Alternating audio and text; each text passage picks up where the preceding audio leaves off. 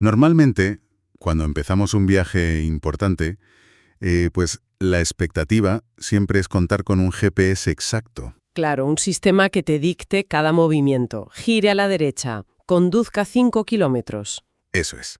Es una sensación súper reconfortante, porque, a ver, el ser humano busca la certeza por naturaleza. Queremos ver el camino totalmente despejado antes de dar el primer paso. El confort de lo predecible, totalmente. Es como llevar un mapa con una línea recta inamovible que, bueno, te garantiza que el esfuerzo va a dar sus frutos. Y esa es un poco la mentalidad con la que casi todo el mundo sale al mundo profesional. Pero luego, claro, el escenario cambia de forma radical al adentrarte en el mundo de la creación de empresas. En el ecosistema del emprendimiento, de repente, ese GPS pierde la señal por completo. Se apaga, sí. El mapa tradicional se vuelve obsoleto y la carretera, pues francamente, está cubierta por una niebla espesa y constante. Así que hoy tenemos una inmersión profunda muy especial, diseñada justamente para arrojar luz sobre esa niebla. Ujú.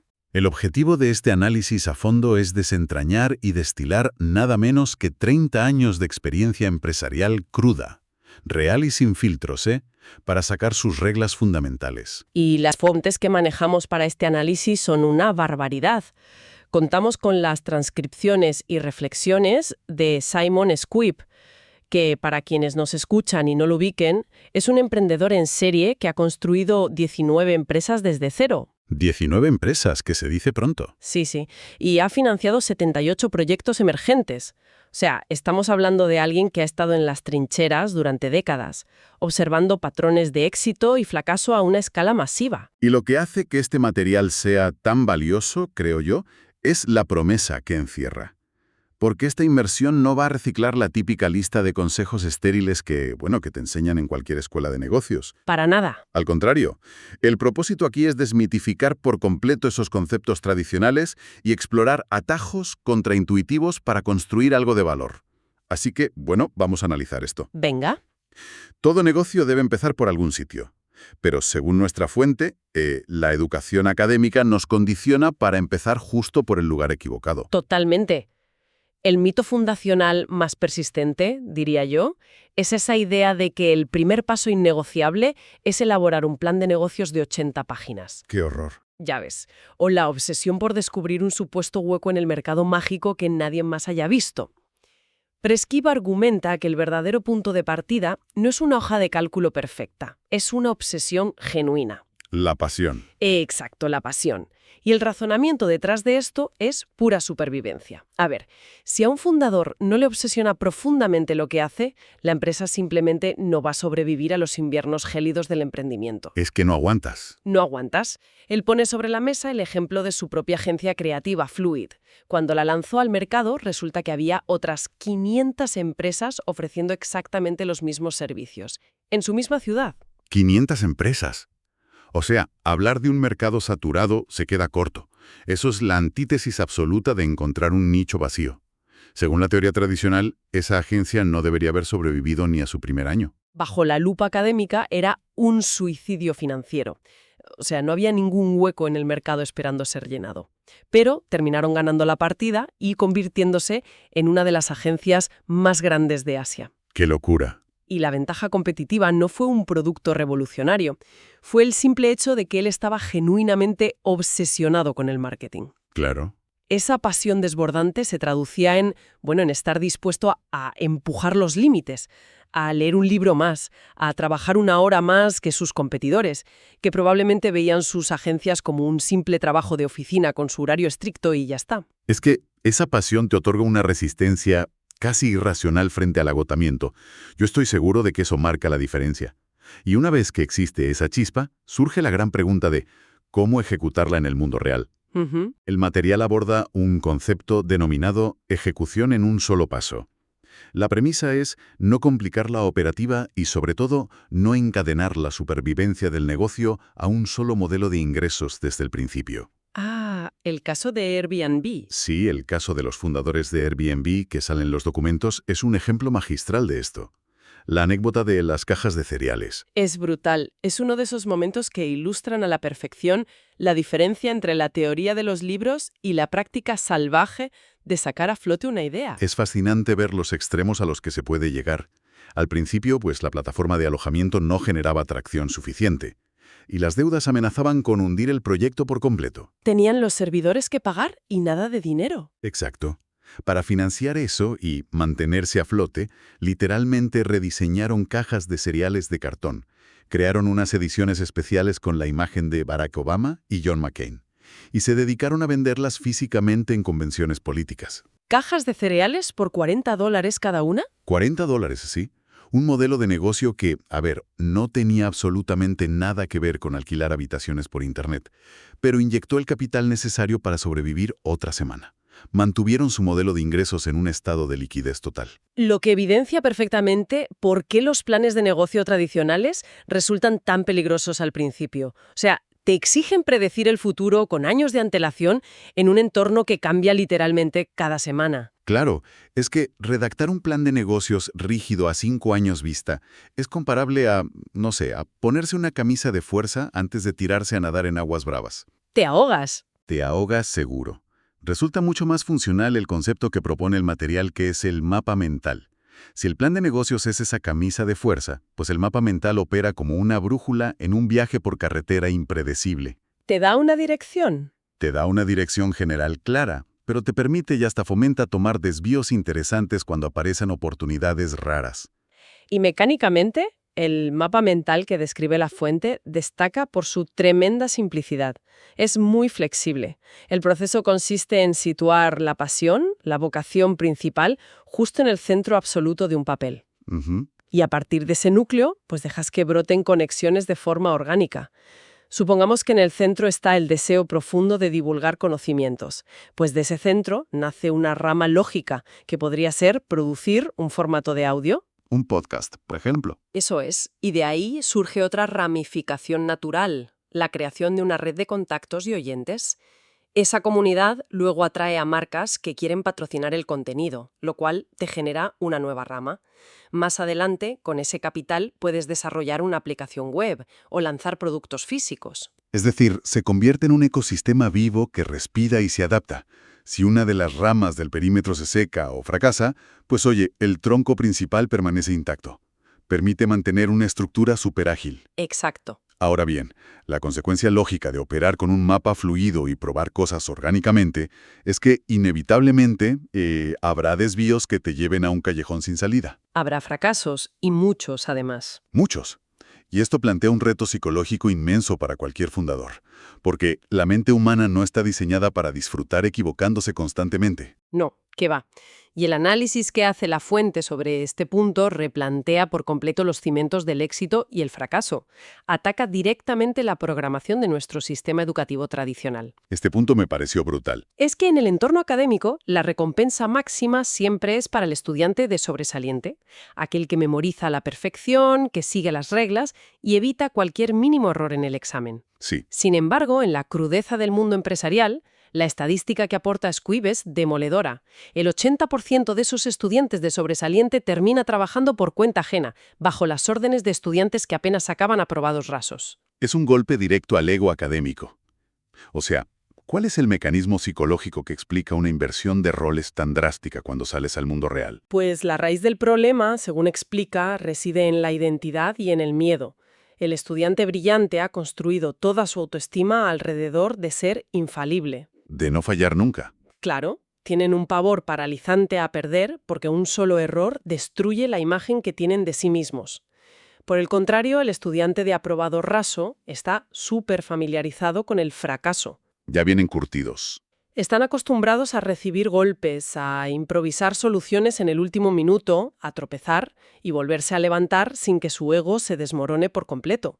El propio Squibb relata cómo perdió 1 millón de libras en un negocio de cómics que se hundió estrepitosamente. ¡Madre mía, 1 millón! Sí, y dice que no fue el final de su carrera, sino la lección más crucial que pudo recibir. O sea, necesitaba experimentar esa pérdida devastadora para inmunizarse contra el miedo al riesgo. Yo estoy convencida de que eso te cambia la mentalidad de raíz. Es una narrativa súper poderosa. Pero, hay que cuestionar un poco el romanticismo de esto por un momento. A ver. Porque queda muy poético hablar de abrazar el fracaso y elogiar lo resiliente que es el estudiante de aprobado. Pero cuando los ahorros de toda tu vida están en juego, cuando tienes nóminas que pagar a final de mes, el miedo es visceral, es muy real. Totalmente. Te paraliza. Claro, frente a esa presión que te asfixia, ¿cómo evitas sucumbir al pánico? ¿Cómo se asegura un fundador de no hundirse psicológicamente al estar en esa mentalidad de riesgo constante? Pues ahí es precisamente donde encaja la pieza más crítica del rompecabezas operativo, la figura del cofundador. Ah, claro. El material detalla una filosofía matemática muy peculiar sobre las sociedades.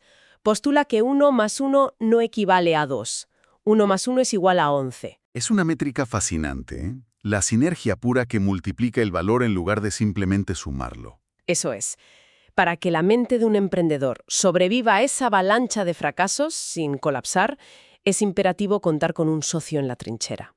Pero ojo, la selección de esa persona no se puede dejar al azar o a ver si somos amigos y ya está.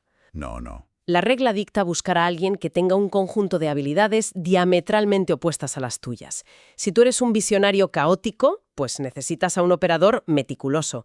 Si tú detestas los números, asóciate con alguien que respire hojas de cálculo. Tiene todo el sentido. Pero existe una condición innegociable, una línea roja absoluta.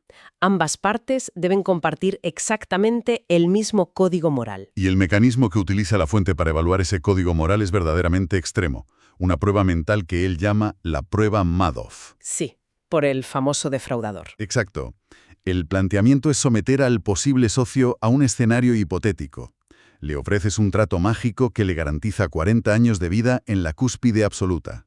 Jets privados, residencias de lujo en Londres y Nueva York, capital infinito. El sueño definitivo. 4 décadas de perfección. El estatus máximo servido en bandeja de plata. Pero el escenario incluye una trampa devastadora. Al cumplir los 70 años, una revelación mundial expone que todo ese imperio fue un fraude financiero colosal. ¡Qué tensión! Todo era mentira. Entonces, la reputación de esa persona queda pulverizada de la noche a la mañana y su legado pasa a la historia como sinónimo de estafa. El dilema que se le plantea al candidato es muy simple. ¿Aceptarías vivir esas 4 décadas de opulencia a cambio de destruir tu integridad en el acto final? Y lo alarmante de este ejercicio, según los datos de Squibb, después de tantos años, es que el 50% de los candidatos dice que sí. El 50%. O sea, la mitad de la gente elige el lujo fraudulento. Estela. ¿Ya ves? Y ante una respuesta afirmativa, la instrucción de la fuente es tajante. Aborta la misión y huye de ahí inmediatamente. Porque lo que esa respuesta te está diciendo es que su estructura de valores prioriza el beneficio material a corto plazo por encima de la integridad. Claro. Y el peligro de ignorar esa bandera roja es letal. Si las brújulas morales de los cofundadores no están sincronizadas, el desastre es cuestión de tiempo. Totalmente. Porque en el instante en que la empresa se enfrente a una crisis de verdad o cuando aparezca la opción de tomar un atajo poco ético para maquillar los números, la sociedad va a implosionar. Uno querrá hacer lo correcto y el otro querrá salvar los muebles como sea. Y esa tensión es lo que destruye las empresas desde dentro. Vale, pues establezcamos el escenario ideal. Tienes la mentalidad adecuada y has montado un equipo blindado moralmente. Pero a pesar de todo ese trabajo interno, si operas en el vacío y nadie presta atención a tu producto, pues cierras. Sin ventas no hay negocio. Exacto. Toda esa solidez interna hay que proyectarla hacia afuera. Entramos en el mundo de las ventas y el marketing. Y el enfoque de los textos sobre esto es súper revelador, porque pivota sobre una máxima muy clásica. Vender el chisporroteo, no el filete. Sell the sizzle, not the steak. Es una analogía magistral sobre cómo funciona la cabeza del consumidor. Cuando vas a un restaurante bueno y pides un buen corte de carne, lo que te hace salivar no es quedarte mirando analíticamente la proteína en sí. Que va para nada. Lo que te cautiva es el sonido de la parrilla, el olor a humo que llena el comedor, la anticipación. Ese es el chisporroteo. Y el ejemplo perfecto de esto que usa la fuente es Steve Jobs. Lo ejecutó con una maestría increíble. En sus presentaciones, él nunca subía al escenario a soltar especificaciones técnicas aburridas sobre la velocidad de un chip o la memoria RAM. No, la gente se habría dormido. Claro, no vendía circuitos. Su mensaje estaba diseñado para vender herramientas para rebeldes creativos. Vendía la posibilidad de desafiar el status quo. El hardware era solo el vehículo. La revolución personal era el chisporroteo. Y para que el mercado te compre ese chisporroteo, la fuente desgrana un proceso de ventas en 3 pasos que brilla por ser superhumano. El paso 1 exige una honestidad brutal. La otra persona realmente necesita tu producto. Parece obvio, ¿verdad? Sí, pero se pierde una cantidad absurda de energía comercial intentando convencer a gente que genuinamente no tiene el problema que tú resuelves. Totalmente de acuerdo. Luego, el paso 2 evalúa la fricción personal. ¿Os caéis bien mutuamente? Y aquí es donde entra una prueba de carácter fenomenal. El texto aconseja explícitamente fijarse en cómo trata el cliente potencial al personal de servicio. Por ejemplo, al camarero si estáis en una comida de negocios. Uf, esa prueba nunca falla. Nunca. Si muestran un comportamiento grosero o despectivo hacia el camarero, la recomendación es cancelar el trato. Da igual el volumen económico que haya sobre la mesa, porque eso revela una falta de empatía que acabará intoxicando vuestra relación comercial. Es que la salud mental del fundador vale mucho más que aguantar dinámicas tóxicas por dinero. Y bueno, si pasas esos dos filtros, necesidad real y respeto, el tercer paso no requiere técnicas agresivas. El acuerdo surge de forma natural. Pero a esta ecuación hay que sumarle algo clave, lo que separa al 1% de los mejores vendedores del resto, que es una persistencia casi sobrehumana. La persistencia que describe Squib es de locos. Relata cómo hizo una lista con 50 empresas top con las que quería colaborar. Y la estrategia no fue mandar un mail masivo y ya está. Fue un goteo metodológico. ¿Mes a mes? Sí, mandarles artículos útiles, felicitarles por sus logros, mantener el contacto trimestre tras trimestre, durante 9 años ininterrumpidos. 9 años. 108 meses cultivando una relación sin cobrar nada. Hasta que al final se convirtieron en clientes leales. Eso requiere una convicción tremenda en lo que vendes. Y el marketing exige esa misma mezcla de convicción y creatividad. Lo que nos lleva al caso más excéntrico de todos, la escalera de Londres. La escalera. Es una imagen para visualizarla. Nuestra fuente ve una noticia de que van a subastar una escalera física en una plaza concurrida de Londres. Su instinto se dispara y decide comprarla.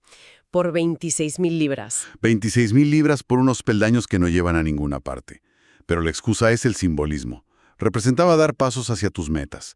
Le pusieron un timbre abajo y le dijeron a la gente, acércate, toca el timbre y cuéntanos tu sueño. Y a nivel de relaciones públicas, el retorno fue astronómico. Una cosa tan surrealista atrajo a la BBC, al New York Times. Todo el mundo quería cubrir la historia del emprendedor excéntrico de la escalera. Consiguió millones en publicidad gratuita. Exacta. Y esto destapa el gran secreto operativo de las relaciones públicas. La fuente dice literalmente, los periodistas son perezosos. Suena un poco duro. A ver, hay que matizarlo. No es un ataque a su ética de trabajo. Es una descripción de su día a día. Los periodistas están sobrepasados de trabajo, con plazos asfixiantes en un ciclo de noticias de 24 horas. Claro, necesitan contenido atractivo y lo necesitan para ayer. Por eso, la estrategia maestra es eliminarles toda la fricción. Un correo genérico pidiendo cobertura va a la papelera. Tienes que redactar la nota de prensa como si fuera el artículo final, imitando el tono de ese medio. Un buen titular, fotos en alta resolución listas para publicar. Les haces el trabajo, les permites cumplir su cuota y se van a casa a su hora. Así las probabilidades de que te publiquen se multiplican exponencialmente. Facilitarles la vida es tu mayor ventaja competitiva. Bueno, supongamos que toda esa maquinaria ya funciona. El marketing, las ventas, todo va genial. Eso genera un crecimiento enorme. Y el crecimiento, claro, es un monstruo hambriento que pide capital a gritos. Capital y más capital. Pero salir a mendigar dinero suele ser contraproducente. El documento plantea una auditoría muy severa. Realmente necesitas un inversor tradicional. La gente va directo a los fondos de capital riesgo y asume que tiene que ceder acciones desde el principio. Cuando hay otras vías. Claro, el crowdfunding o prevender tu producto agresivamente antes de fabricarlo. Inyectas liquidez sin perder el control de la empresa. Y si decides ir a por un angel investor, un inversor privado, la psicología que aconseja el texto te rompe los esquemas. La regla es, si entras a una sala pidiendo dinero de forma directa, sales con las manos vacías. Totalmente. Pero si entras pidiendo consejo estratégico sincero, terminarás consiguiendo el capital. Porque apela al ego humano más básico. Un inversor rico necesita sentir que su aportación va más allá del cheque. Quieren aportar intelecto. Si les pides consejo, validas su sabiduría, se involucran mentalmente y al final sienten el impulso de financiar esa solución que han ayudado a crear. Es brillante, y además el texto menciona vías de financiación súper inusuales. Por ejemplo, convertir a tu propio equipo en inversores. Ofreces salarios un poco más bajos a talento top a cambio de acciones. Invierten en su propio futuro. Exacto.